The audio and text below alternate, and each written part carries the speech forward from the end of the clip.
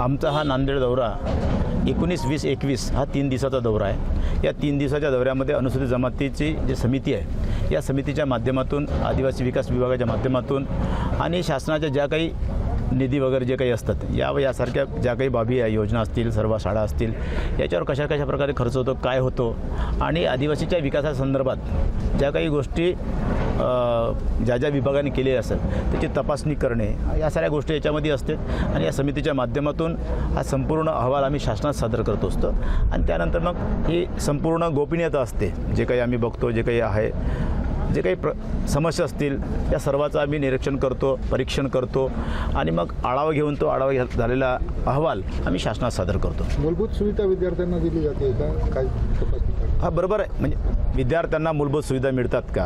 आदिवासी विकास विभागाच्या माध्यमातून ज्या काही छोट्या मोठ्या ज्या योजना चालतात त्या योजना त्या लाभार्थ्यांपर्यंत पोचतात का?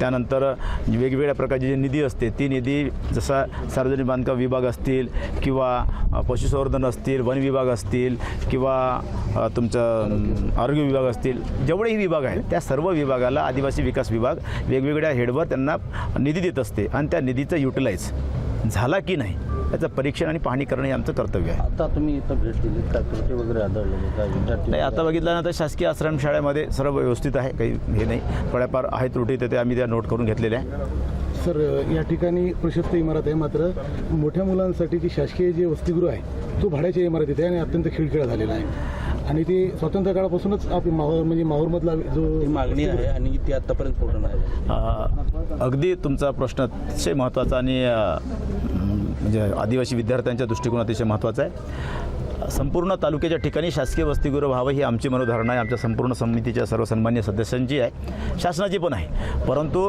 बिल्डिंग वर्कसाठी जे काही निधी लागतो तो निधी त्या विभागामध्ये त्या आमदारांच्या प्रयत्नाने, त्या लोकप्रतिनिधीच्या प्रयत्नाने त्या ठिकाणी येत असतो। त्यामुळे बहुतांश महाराष्ट्रातल्या अनेक जिल्ह्यांमध्ये शासकीय वसतिगृह झाले, काही जिल्ह्यांमध्ये काही तालुक्यांमध्ये झाले नाही आहे। काही दिवसापूर्वी साप चावल्याने विद्यार्थिनीचा मृत्यू झाला होता, त्या अनुषंगानं आजच्या दौऱ्यामधून तुम्ही काही ठोस पावलं उचलणार किंवा वेगळे काही सूचना?